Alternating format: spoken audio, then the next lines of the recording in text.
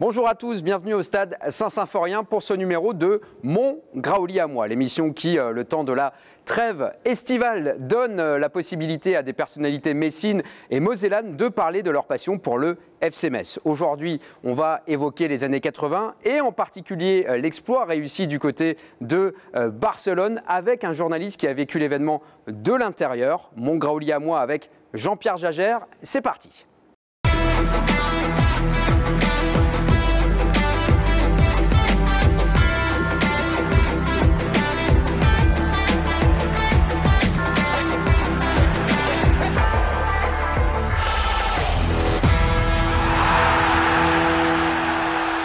Bonjour Jean-Pierre Jagère, ravi de vous accueillir ici. Nous sommes en tribune sud, un petit peu en retrait par rapport aux travaux qui se passent en ce moment sur la pelouse. Il va y avoir une nouvelle pelouse. C'est un plaisir de vous avoir parmi nous.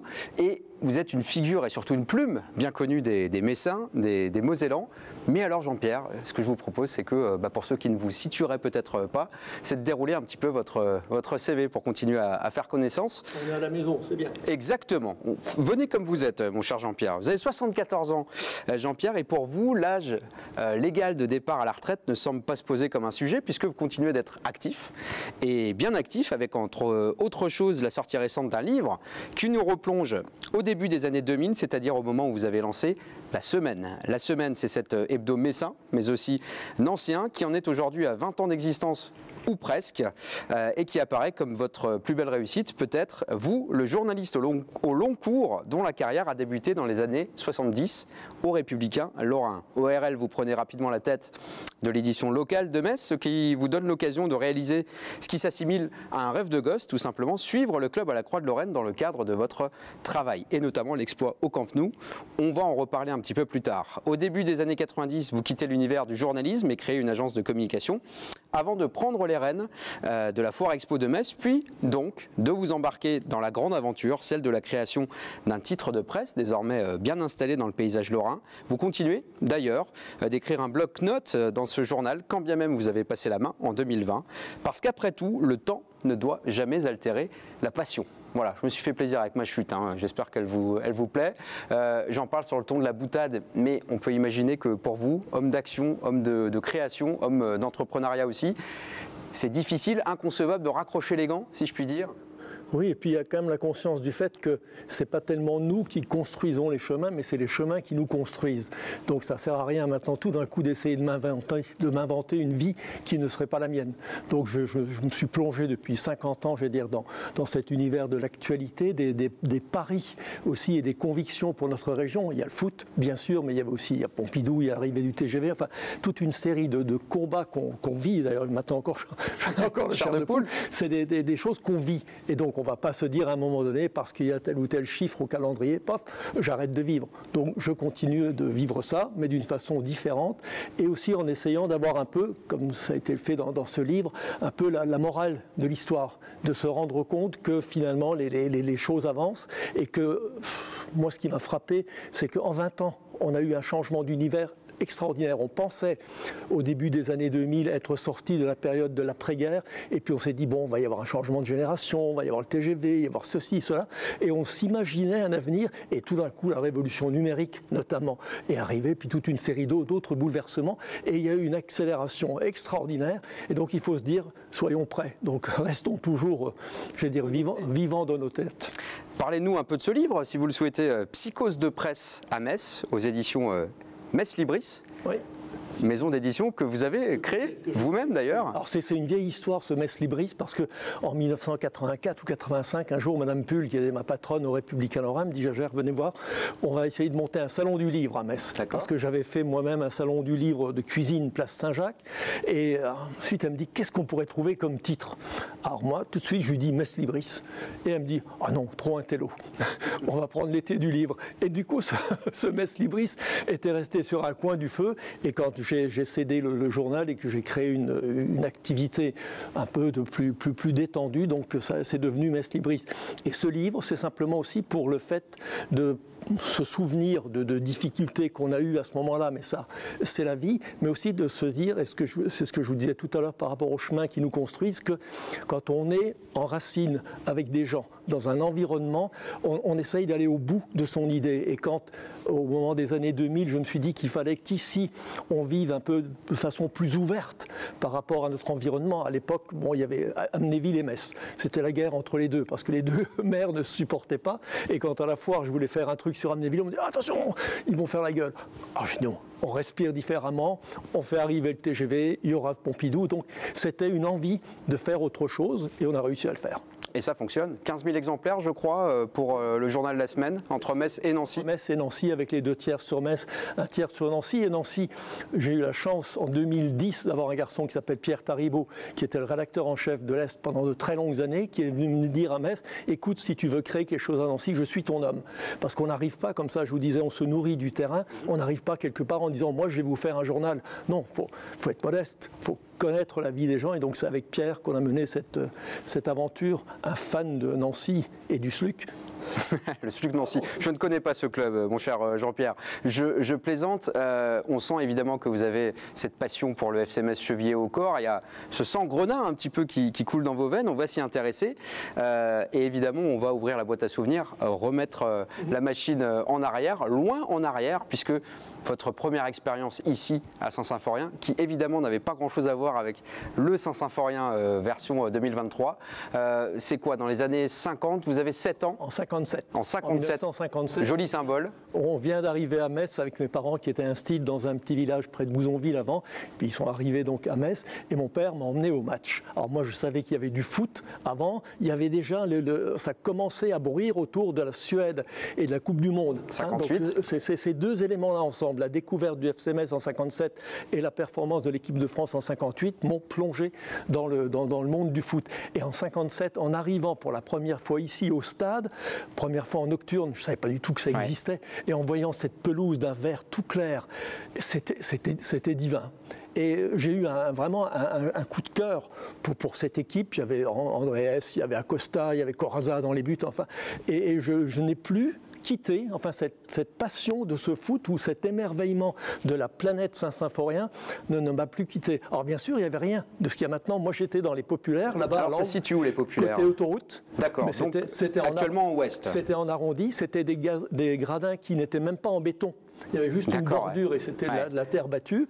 Et mon père était au 4e ou au 5e rang. Il me surveillait. Moi, j'étais contre le grillage en train de manger mes cacahuètes parce qu'il y a un monsieur qui vendait des cacahuètes. 1 franc, 1 franc le sachet de cacahuètes. Voilà. Vous avez souvenir de l'adversaire ? Du premier match, non, mais je me souviens d'un match où notre gardien de but, Corazza, a été expulsé et où ça m'avait complètement révolté. Et je me souviens aussi des derbies qu'il y avait à l'époque, notamment contre Forbach. Ah oui, Forbach joue en 2e division. Était aussi en 2e division. Il y avait un gardien qui s'appelait Camille Fischbach. Enfin, c'était des gens du coin. Et Alt Peter, qui est un ancien de Merlebach et de Forbach, avait ensuite été notre gardien au moment de la première montée en 1re division. Est-ce que vous diriez, Jean-Pierre, que vous avez pris une espèce de déflagration en pleine figure, quoi, d'une certaine manière? Il y a le choc émotionnel, le choc sensoriel. C'est une expérience sensorielle que vous avez vécue ce jour-là? Oui, parce que c'est le gamin qui arrivait à la ville. C'est dans cette ville le gamin qui arrive dans un lieu qui lui paraît magique. Complètement. Et quand le match s'est fini, je me suis dit non, c'est pas possible. J'ai envie d'y aller encore, de rentrer dans les vestiaires, de savoir la suite. Ouais. Et c'est à ce moment-là que je me suis dit que j'avais envie de devenir journaliste. Pour ne pas attendre le lendemain et lire quelque part, mais être tout de suite encore avec les joueurs. Et ça ne m'a jamais quitté. Le FC Metz a été le marchepied vers votre carrière, finalement, ce qui a été votre carrière ensuite. Oui, c'est ce qui m'a donné l'audace de le faire, parce que moi j'étais fils d'enseignant, donc à l'époque, je veux dire, on ne se posait pas 50 000 questions. Qui plus est, mes parents étaient contents de leur métier. Mon père faisait des journaux avec ses élèves, faisait des matchs de foot avec ses élèves aussi, et donc je me disais, tiens, je serai prof. Et je fais l'école normale et tout, et ensuite, au moment de passer la barrière, j'ai quand même écrit aux Républicains lorrains et j'ai réussi à rentrer. Vous avez été pris. Voilà. On est à la fin des années 50 quand vous vivez cette première expérience. 2 questions par rapport à ça. Quelle est l'affluence à ce moment-là? On ne s'en rend pas forcément compte. Est-ce que c'était quelques milliers, quelques dizaines de... Pour avoir une notion. L'affluence normale, c'était 2500, 3000 personnes. Voilà, ouais. Les grands matchs, il y avait 5000, oui, mais la petite tribune là en face, il y avait 3 rangs de gradins devant le Café Schmitt. Là où on est, il y avait un tout petit gradin et puis ensuite seulement c'est en 62 qu'on a construit la tribune qui a été démolie il y a 2 ans, et c'était une petite tribune en bois de 10 ou 12 gradins. Et puis là, il y avait un arrondi en béton, et là-bas, l'arrondi des populaires, donc il n'y avait pas de place dedans. J'ai assisté à un match contre le CA Paris, où on était moins de 1000. Je crois que c'était du 960. Alors là, vraiment, on s'entendait, les supporters, d'un côté à l'autre, et disons, les grands matchs, il y avait 5000 personnes. Mais 5000, c'était déjà un beau match. Et au moment de cette première expérience, il faut préciser à nos téléspectateurs plus jeunes que le FC Metz évolue en 2e division. Je dis ça parce qu'on a l'impression que depuis finalement l'arrivée de Carlo Molinari, alors si on accepte bien sûr la relégation en 2002, que des années 65, 6, 7 à 2002, le FC Metz a toujours été en D1, mais le FC Metz a eu des périodes troubles, d'instabilité, comme ça a été le cas à ce moment-là. Alors c'était un petit club, un club historique né en 32. Ensuite, après la guerre, on a eu un coup de pouce pour être tout de suite dans le championnat de 1re division. Ensuite, on est descendu. On est resté assez longtemps en 2e division. On avait un président qui s'appelait Raymond Herlory, qui était très près de ses sous. Alors quand il y avait une photo dans Football Magazine, on le voyait qui sortait les doublures de ses poches pour dire qu'il n'avait rien. Pas de sous. Donc il formait des joueurs et il les revendait. Donc c'est comme ça qu'on a un certain nombre de grands joueurs français qui sont passés par Metz. Mais donc ça n'avançait pas. Et puis en 1961, je crois, on est monté quand même en 1re division, et ça a été une saison assez folle parce qu'on est redescendu aussi sec, mais on a fait venir un joueur danois qui s'appelait Sorensen, et qui est arrivé un jour du Danemark. Il est arrivé à Paris le jour où on jouait le match contre le Racing Club de Paris. On a pris 11-2. C'est une des plus grosses défaites qu'il y a eu en championnat. Et ensuite, à la fin de saison, ça s'est quand même un peu arrangé parce qu'on a battu Nîmes et on a battu Reims ici, devant la tribune qui venait d'être inaugurée. Et donc ensuite, on est resté en 2e division jusqu'en 67. Passation de pouvoir entre René Mayer, René Herlory, ensuite René Mayer et Carlo Molinari. On est monté grâce à l'histoire de la non-qualification du gardien de but de Chaumont, qui nous a permis, sur le tapis vert, de monter en 1re division, et on y est resté ensuite presque une éternité. Vous restez connecté, j'insiste avec ce terme-là, avec le FC Metz au fur et à mesure que vous grandissez, que vous vous développez en tant qu'adulte.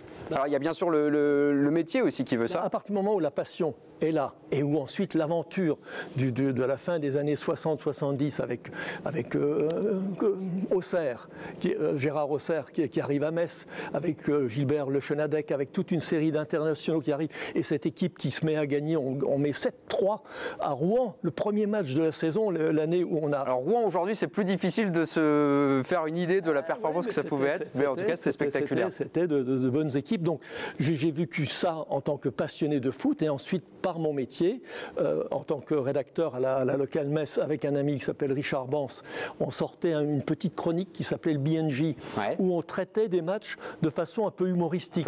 Et le RL était un peu le journal officiel du club, c'est-à-dire que les deux patrons, aussi bien du club que du journal, se disaient si nous on ne soutient pas le FC Metz, qui le fera? Et le FC Metz disait si nous on n'existe pas, ils parleront de quoi? Donc c'était... Et nous on arrivait à balancer quelques petites vacheries ou des analyses un peu plus pointues par ce biais-là. Et ensuite en 1983 ou en 82, quand le Républicain Lorrain a créé sa radio L, une radio libre. Vous avez officié sur cette radio. Alors donc là, j'ai à partir de ce moment-là fait la retransmission de tous les matchs du FC Metz à l'extérieur. Et élément de teaser, c'est à ce moment-là qu'on va parler de Barcelone un tout petit peu plus tard dans cette émission. Et aujourd'hui, Jean-Pierre, est-ce que vous restez au contact de ce club? Vous continuez à vous intéresser? Vous continuez à venir peut-être au stade? Comment ça fonctionne? J'y viens. J'avais un abonnement encore. En tant que professionnel, on ne vit pas tout à fait la même vie que les autres. Parce que quand vous arrivez, carte de presse, vous rentrez. Accréditation, etc. Voilà. Et donc j'ai toujours un abonnement. Là, l'année dernière, j'étais très déçu par une espèce d'absence de jeu. Alors moi, je suis resté très, très ami avec Robert Zepagnac, qui a été au moment de la montée du FC Metz un meneur de jeu du FC Metz de très grande qualité, très fragile à cause de ses genoux. Et c'est lui, et donc on se voit assez régulièrement, et lui me dit, écoute, aujourd'hui, le foot, on a transformé les joueurs de foot en athlètes. Il faut qu'ils courent vite. Alors qu'il dit, un contrôle bien orienté, une passe technique réussie, économise une course de 60 mètres. Et je trouvais qu'effectivement, j'avais l'impression d'avoir une équipe, enfin, pas une tribu, enfin, qui courait, un peu comme Forrest Gump. On dit pourquoi tu cours, mais on se pose et on essaye de voir. Et donc j'étais l'année dernière assez déçu par le niveau de jeu, donc un peu plus circonspect. Alors on parle de la saison en Ligue 1, Jean-Pierre, hein, pas celle qui vient de se finir. Et dont on ne connaît pas encore totalement l'issue au moment où on enregistre, pour tout vous dire. Donc là, cette année, bon, il y a eu des hauts et des bas, mais enfin, dans l'ensemble, on a l'impression qu'on réapprend un peu à travailler en équipe et à vivre ensemble, quoi. Donc la passion reste. Ouais. On va s'intéresser maintenant à vos coups de cœur. Jean-Pierre, on a un petit peu détaillé votre parcours. Il y a une période qui a été marquante, que vous estimez en tout cas marquante dans votre histoire avec le FC Metz. C'est pas forcément toujours la plus connue, c'est pas toujours la plus positive, on va dire, mais racontez-nous cette année 1983 où le FC Metz aurait très bien pu disparaître finalement. Oui, alors c'est une histoire qui n'est pas connue. Sur le coup, tout le monde en parlait, mais c'est un peu tombé dans l'oubli. En 1978, au FC Metz, il y a eu une révolution de palais.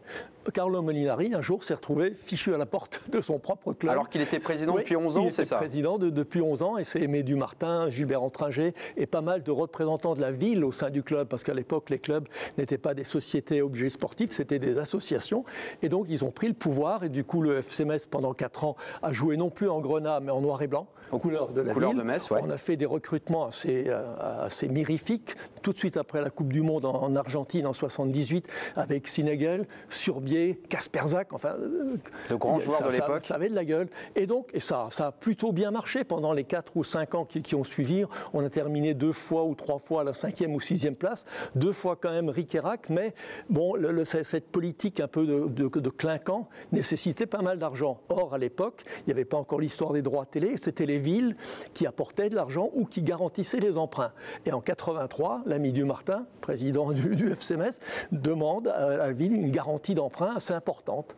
Et là, on a bien senti qu'il se passait quelque chose. Et Rauch, le maire de Metz... Jean-Marie Rauch est alors maire et décide finalement de ne pas donner cette subvention supplémentaire. Oui, il décide de ne pas la donner. Ouais. Alors ça donne une séance du conseil municipal complètement folle, qui a duré 5 heures. Des garçons comme Jean-Pierre Masseret, comme Denis Jacquin, enfin tous les gens disaient mais bon sang, ne cassez pas le fruit de notre passion et tout. Et donc une soirée de folie. Et moi je rentre après au journal pour écrire mon article.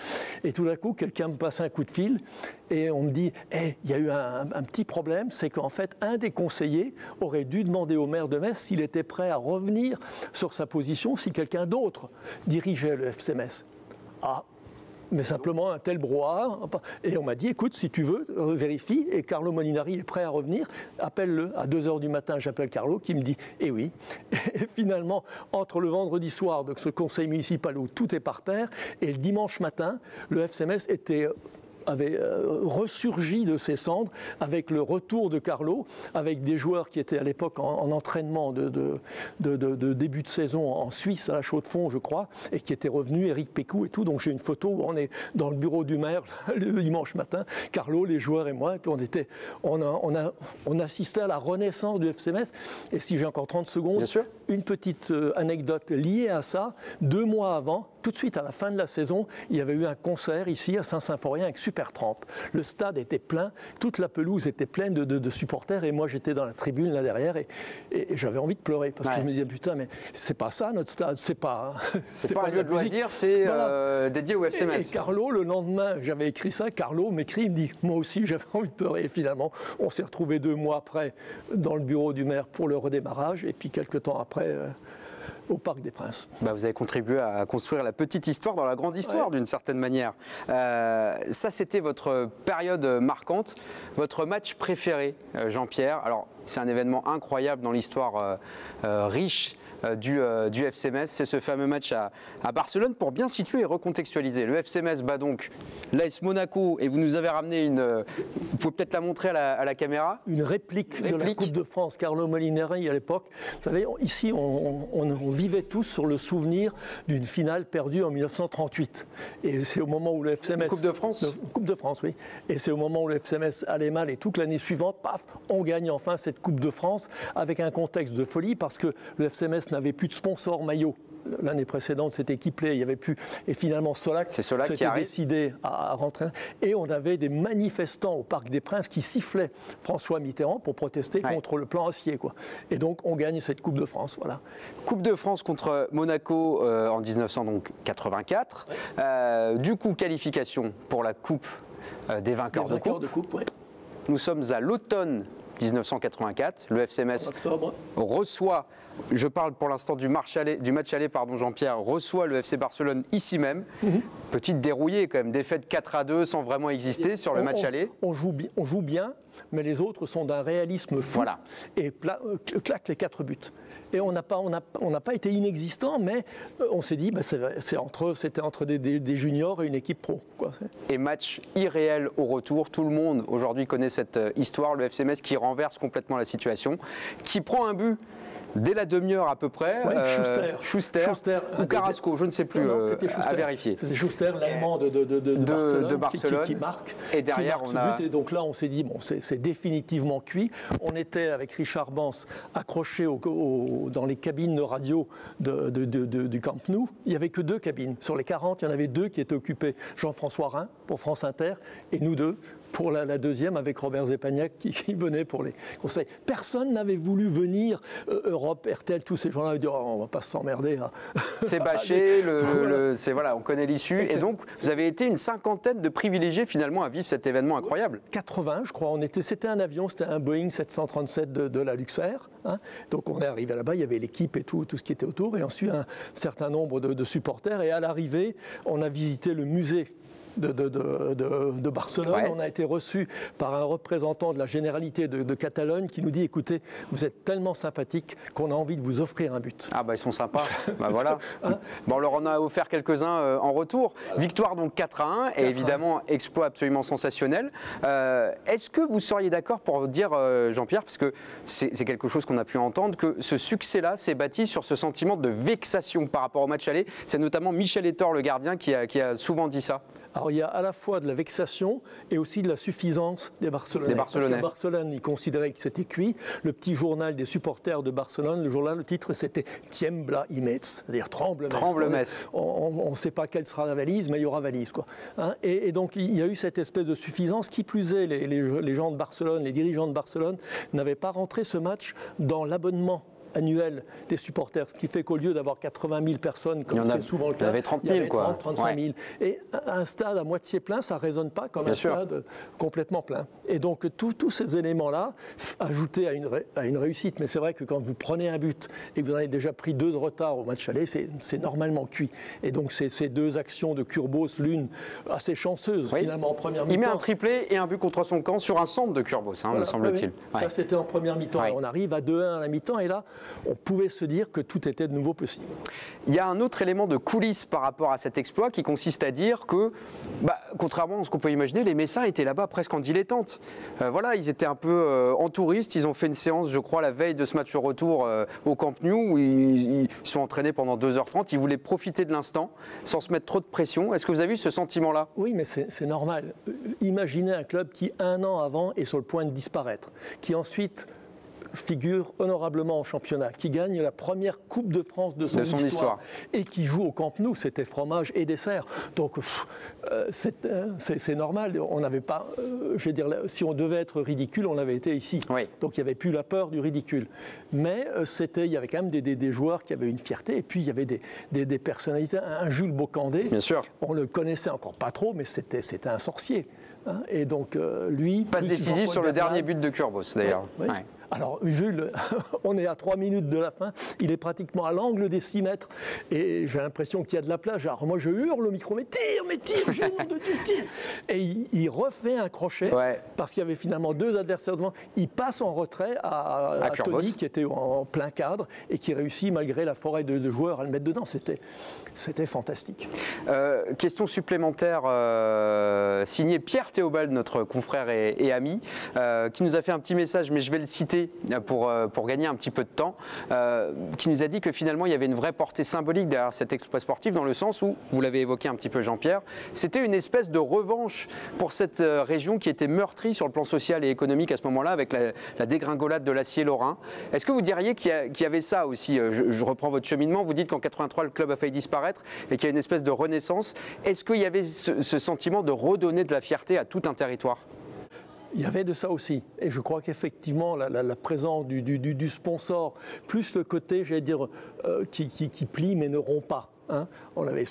Mais à l'époque, quand même, quand je vous parlais du classement de Metz entre 78 et 81-82, on a terminé parfois 6e et le 5e était Nancy. Une autre fois, on était 7e et le 8e était Nancy. Donc, on avait quand même deux équipes qui étaient bien en place et qui avaient une vraie personnalité de jeu. Donc, c'est très con. Mais moi, je vois surtout l'histoire, la boucle en 14 mois, passer de la disparition à cet exploit fantastique à Barcelone. Alors, est-ce que c'est ça qui a permis l'exploit ?